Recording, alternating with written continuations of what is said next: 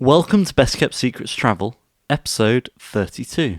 My name's Morgan. And my name's Will. And on today's episode, we're going to be doing part 2 of the 1984 hosts of the Winter Olympics. It's pretty cool. Do you know where that is? If you don't, you need to go back and listen to part 1 on the last episode. But it is, of course, Bosnia and Herzegovina. Roll the intro.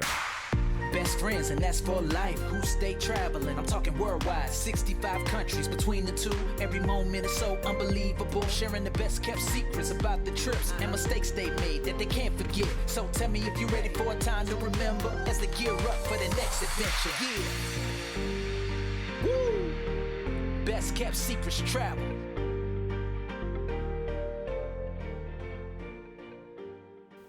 Now, starting off this episode, we are going to give you a breakdown of the best things you can see The best. in Bosnia and Herzegovina. Rainforest, Morgan. Rainforest. Always rainforest. Forest with a lot of rain. Obviously, the scientific definition of a rainforest is the Sujeska Or it National could be a rain Park. with a lot of forest. Could be. Yeah. But the Sujeska National Park, which sits alongside the Montenegro border, boasts 3,500 acres of rainforest. It's home to 170 species of trees that they know of so far, as well as thousands of flora and fauna. The 20,000-year-old UNESCO World Heritage Site, don't believe it's been a UNESCO site for that long. Don't think UNESCO's been around for that long. I agree. Is also home to one of Bosnia's highest waterfalls, the Skakavac Waterfall. I didn't know Europe had rainforests until I did this research. Did you? Of course. Was in currently. Yeah. Why wouldn't we? I don't know. Silly sausage. That's silly. Straddling the Drina River in the east of the country, you will find this famous bridge built in a classic Ottoman style. Aside from its beauty, there is a rather more morbid side to this bridge, as it was one of the Visegrad massacre sites. Lovely. That's the best thing to see. Number 2, go to a massacre site. On a bit more of an awareness and upbeat, education is very important. more upbeat, other than a massacre site, which Morgan's decided to mention, is Ostrazak Fortress.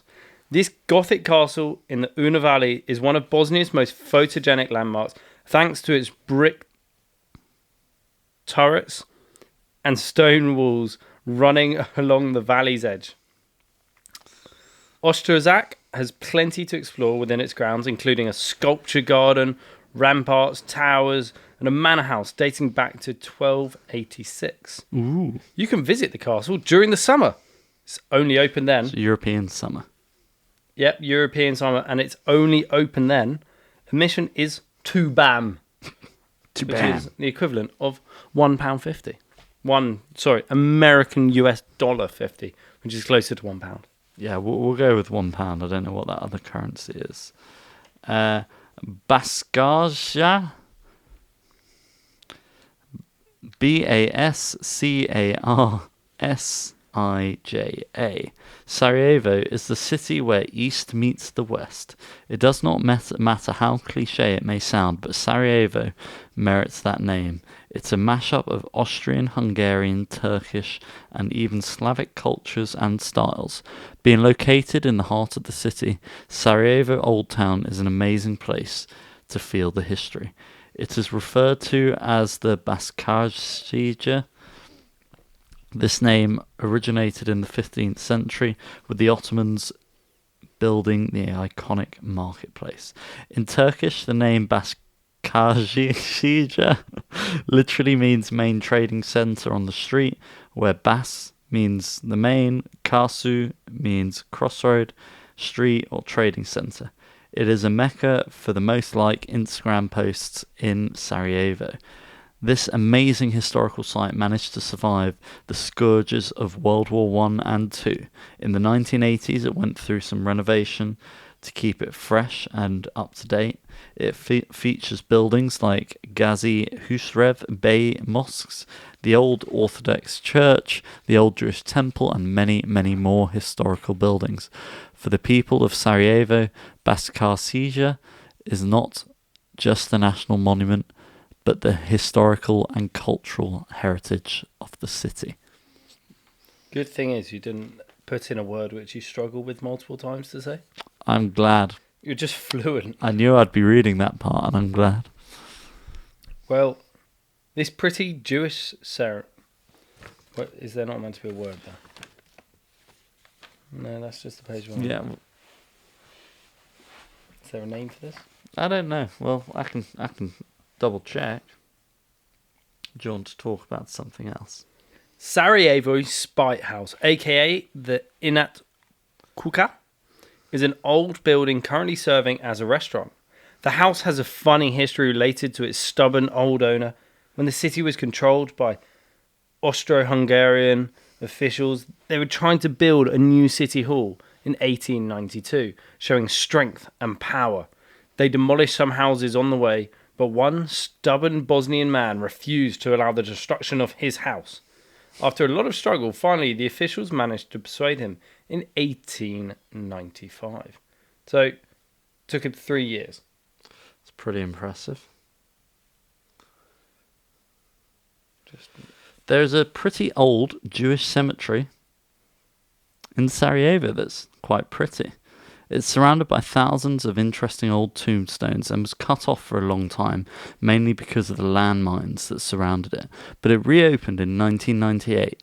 It is a great place not only to visit for people of Jewish descent, but also people who are interested in Jewish history. It's quite an interesting thing to see. Breakdown of the best activities to do in Bosnia and Herzegovina is the Tribizat River, which runs through a jungle landscape before moving towards the thundering Kravis waterfalls. Here you can enjoy lots of outdoor activities such as swimming, walking, climbing. The falls themselves are awe-inspiring at around 83 feet high, surrounded by stunning green forest. In terms of natural beauty, this is among the best in Bosnia and Herzegovina has to offer, and it is simply amazing. I don't think we're very good at the pronunciation of Bosnian and Herzegovinian words. As the only coastal town in Bosnia and Herzegovina, it's no surprise that Num is the place to go in the summer. The beaches and the coastline rival any famous beaches in Croatia. There is a plethora of excellent seafood restaurants lining the waterfront, and it's also much cheaper than its Croatian counterparts at either side of the border. There are lots of large seashell farms near Num, so the delicacies are always fresh and high quality in local restaurants. Ooh. Well, Il Monte della Croce. Going up here requires a little bit of effort. Only a little bit. Climbing Cross Mountain was a steep, rocky climb. It will take around 1.5 hours before someone can get to the top. It's recommended climbing early or later in the day to avoid the blistering heat. At the top, you'll be rewarded with stunning views. The cross at the top is also the main reason why a lot of people take on this challenge to climb up this mountain, as it was erected in 1934 to mark the 20th century's anniversary. The 1900th anniversary of the Passion of Jesus. Before you start your climb, we recommend you to wear comfortable clothes and bring tons of water. I think bringing a ton of water would be quite heavy. I agree. Yeah. I agree. So I don't know why you put that advice in this. I think it's advice. Doesn't have to be good advice. It is advice. I agree, it's advice. While you might not associate Bosnia and Herzegovina with the production of olive oil, there are in fact many award-winning olive growers in the region. Some of these local producers have been so successful in their home country they now travel to neighbouring countries such as Croatia to attend fairs and competitions and still manage to take away top prize. Spending an afternoon with the local farmer is such a unique experience as you can peek into a traditional home, see where they grow the olives and how they make the olive oil, and of course, you get to taste as much of it as you like. I'm pretty sure Croatia is one of the biggest producers of olive oil in the world as well, next door. So that is very impressive to be winning competition. I assume not all, but winning some. Maybe it's sympathy votes and bribery. Not trying to... Not definitely, but maybe. Slander! Bribery. Yeah, nothing like that. Yeah, no, you never do that. Well, the natural spring waters in this part of the country are said to harbour natural powers. Aquaman was born That's here. good. No, sorry. Oh, wrong. Ones which men Wrong may find episode. rather useful. Nudge, nudge. Small town of Kladja is undoubtedly picturesque. Sitting at the base of Konja Mountain, and its spring water is this, it's a natural form of Viagra, supposedly. Why, have you not tried No, I haven't been to Bosnia and This. Herzegovina. But I don't see how they claim this. what that water can be a natural form of Viagra? Yeah. That would cause lots of inconvenient scenarios. Just don't go swimming there. Don't drink Or water. do swim there, depends what you're into. Yeah, don't drink water, ever. Whoa, are they saying that you have to drink it or just be in it? I don't know. You didn't do that research for us? No. Because if you just have to touch the water... It's talking about it's spring water. I'm assuming they're talking about drinking it. I don't know. We'll have to look that up. Where can I get Viagra in Bosnia?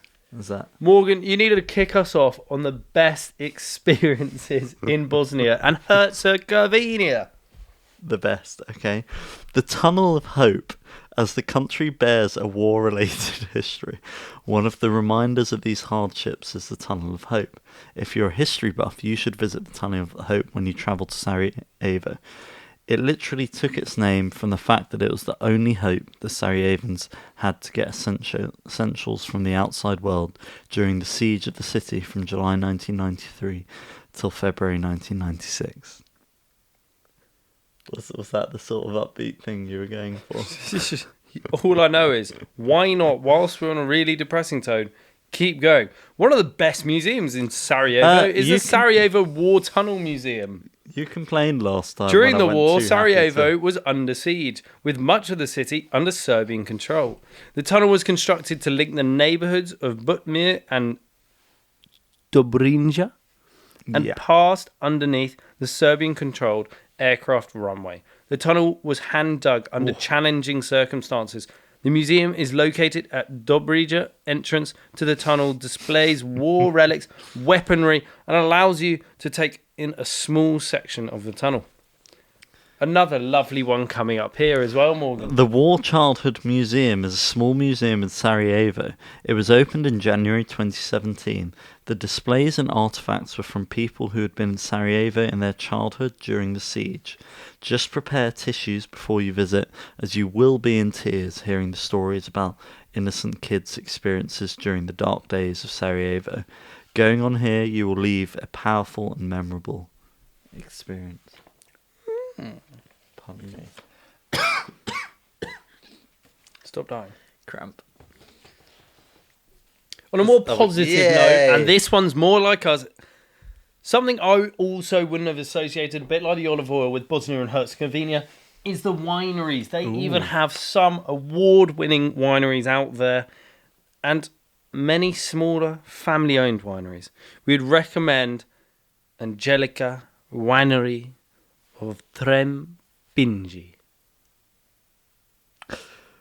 I've slaughtered that name, but we're sticking with it. ANDJELIC winery in TREBINJE.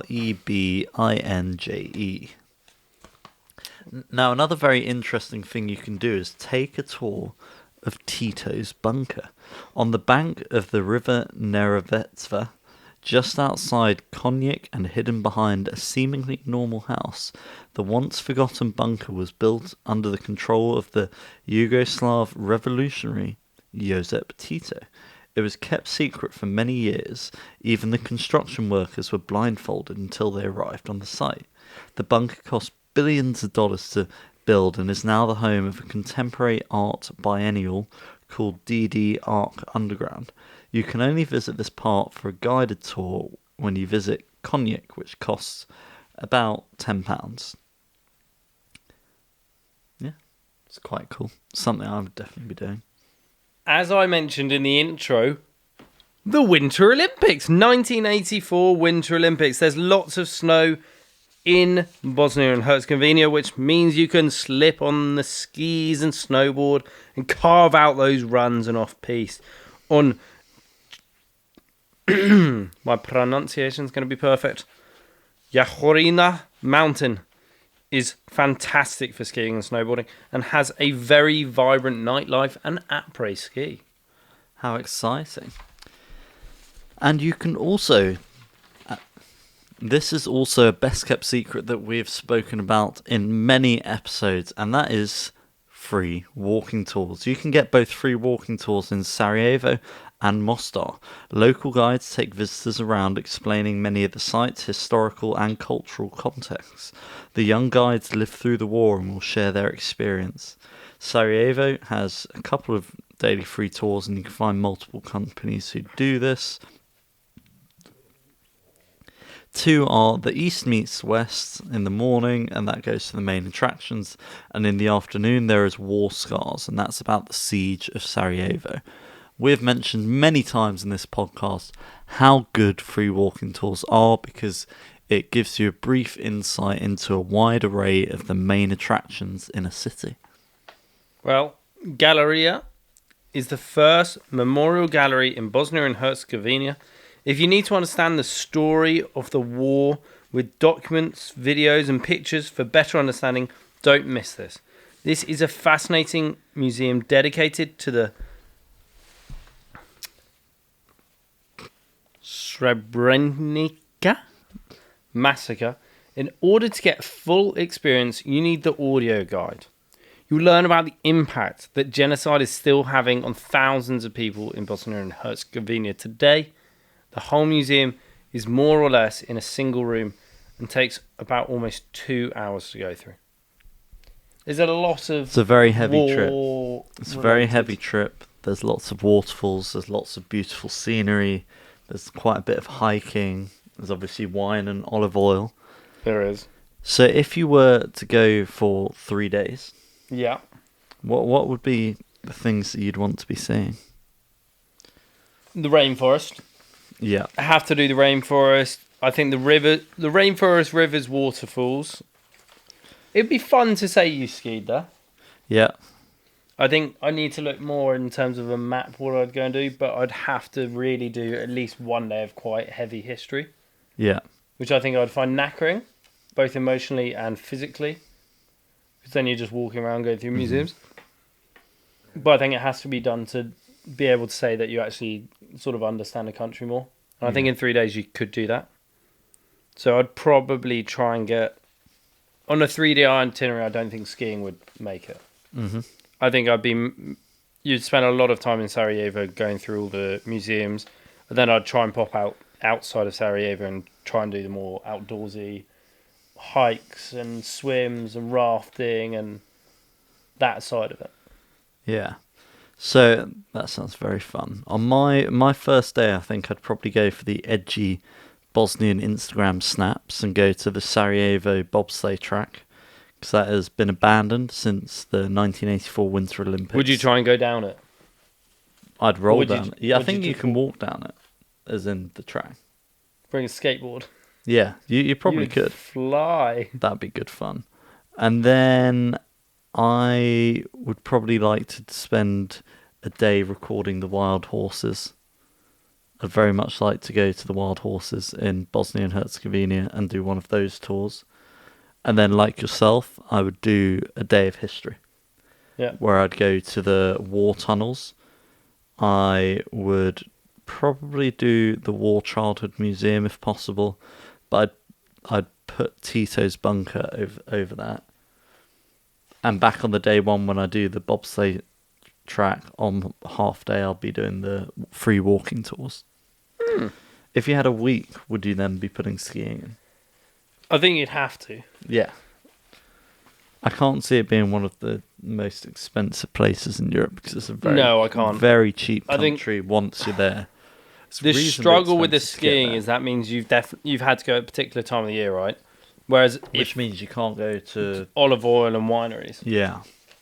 So I think that's your sort of fallback. Whereas it really depends. I think I'd probably more likely go in summer where you wouldn't ski.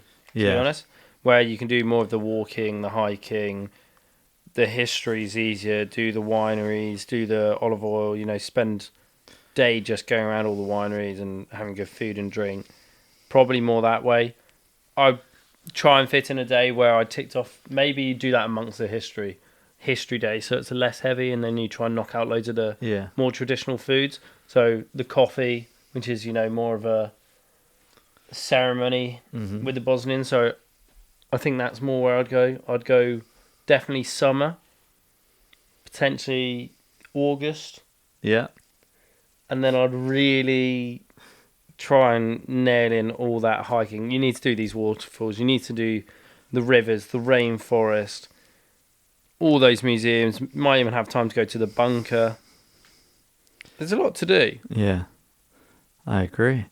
If I did a week there, I would try and go to the Dervish monastery. I would try and go to the Kravis waterfalls. I'd still like to record the wild horses.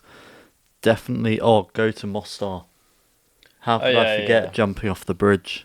You'd want to jump. Well, you'd contemplate jumping. Yeah, I'd contemplate jumping, but I'd probably split my time between Mostar and Sarajevo and basically do trips from those two locations. You can do free walking tours from both Mostar and Sarajevo, and then I'd try and split my time on the history between those two cities. Yeah. And it'd be quite fun. I'm sure they probably do this on the walking tour to see the Bruce Lee statue. Yeah. That'd be quite exciting. But I think, that doesn't take long at all. I don't know, and we normally try and discuss it, I don't know if I could justify 2 weeks. I think that would be harder to feel like you haven't just sat around. I know that there are multi-day treks that you can do across the Bosnian mountains. See, that's different, right? Well, that's what I would do. That's when you're then suddenly filling up. Yeah. But I personally don't know if I would then, instead of spending 2 whole weeks, if I did 7-day itinerary like we just went through, and then add on another week pushing over into Croatia or into, going along to like Montenegro or somewhere, or you can pop into Montenegro and go and see at the bottom of the cliff the monastery. Yeah. I think potentially if you're doing a 2-week trip, you'd probably spend maybe 3 or 4 days trying to do a trek, multi-day trek, and that is very possible to do. And then spend 3 days in and around Sarajevo, and even then, 4 days in and around Sarajevo, because even then you could probably do more. Then a few days in Mostar, and then go to the I don't beach. think you need a few days there. Mostar is, I believe it's the second largest city, and there is quite a bit to do there. But you could also, because it's in a different place on the map compared to Sarajevo, you can do a different variety of day trips from Mostar. Yeah. And then spend the last few days relaxing in the beach. It's true. I think it could be quite a fun way to do it. What is your favourite place in Bosnia? My favourite out of all the different activities and things? What one would I go? Wow. I think that's I think it's tough because that there's so much history to learn, and it's hard to say, but also hard not to say that one of the like museums or harder sites to see. I think the bridge in Mostar would just be amazing, and being around there. So I'd probably put that number one, just being in Mostar and doing the things and activities there. Yeah. Yeah, I think if I went to Bosnia and Herzegovina and wasn't able to spend any time in Mostar, unless maybe it was winter, I think I'd be really disappointed. I'd really like to go to the rainforest. I think that'd be pretty cool. I don't know if that... I think I'll probably stick Mostar over it. Because then at least you can tick off everything else. You can tick off the foods. You can tick off the bridge. You can probably do lots more things there and enjoy it than I think I'd enjoy Sarajevo.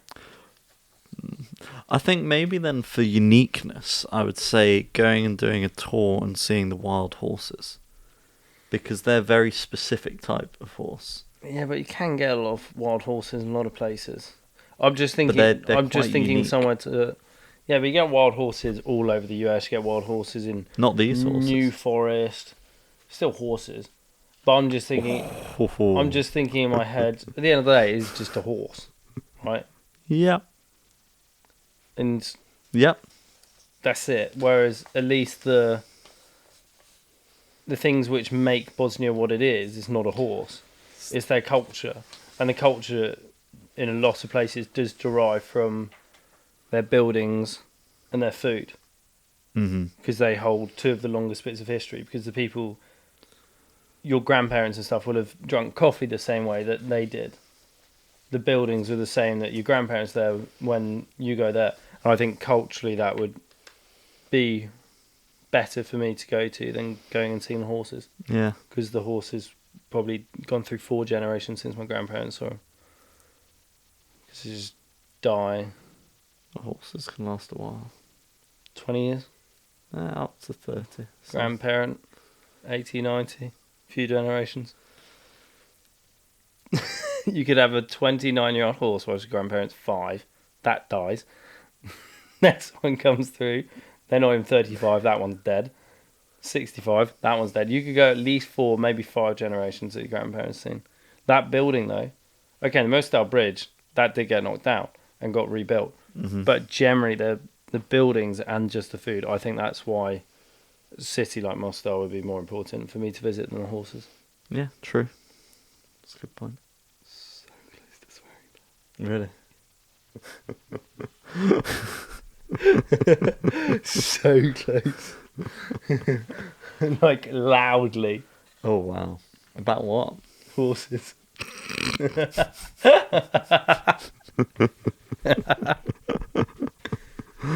Oh, wow. Do you know any creators that you followed that have been there? I don't know if I do.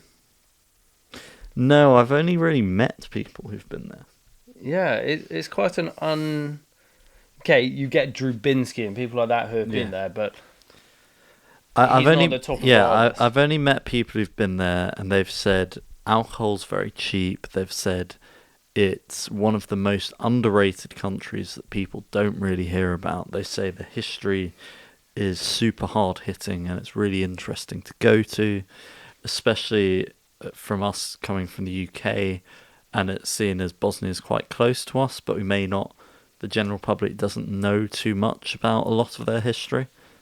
So that's very interesting to go see. And the majority of them, or all of them actually, that I've spoken to have ended the conversation by saying it is their number one most underrated country. Really? Yeah. Well, guess we need to go then. I think we should. We definitely should. And if you want to hear more about us going on these amazing trips, you should follow us. On all podcast platforms. My Apple ID is this, and if you use Find My iPhone, And Morgan's address is this. much easier. You can follow us on all podcast platforms, including Castro.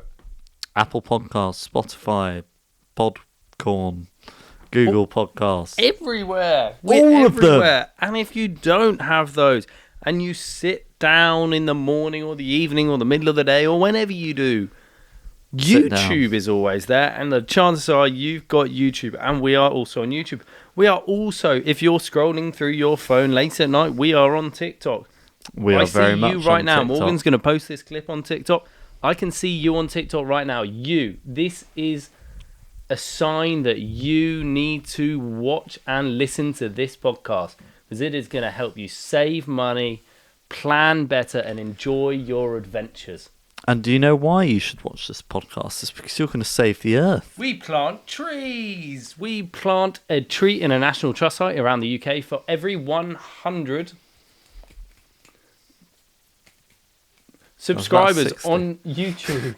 Yeah, 100. Morgan can do the hand gestures for it. For every 100 subscribers we get on YouTube, we plant a tree in a national trust site. For every 50 downloads that we get on any of our podcast platforms, we also plant a tree, but somewhere around the world. And so far, we've done over 52 countries around the world planting trees. Which is amazing to think about. So makes it even more important for you to share the secret. And even more importantly than that, because Morgan's clipping this and sticking on TikTok, is for every 250 followers that we get on TikTok, we are planting a tree somewhere around the world. So you right now, whilst watching this TikTok, can hit that follow button. Save the world, share the secret, roll the outro. Yeah, let's make it happen. I hope that you can handle going on adventures, best kept secret travels. Yeah, all over the globe, having fun, you know the deal. Amazing secret locations, hang out with Morgan and Will. Educate and entertain, haggle in the market, sharing their experiences. Time to get it started. Let's go.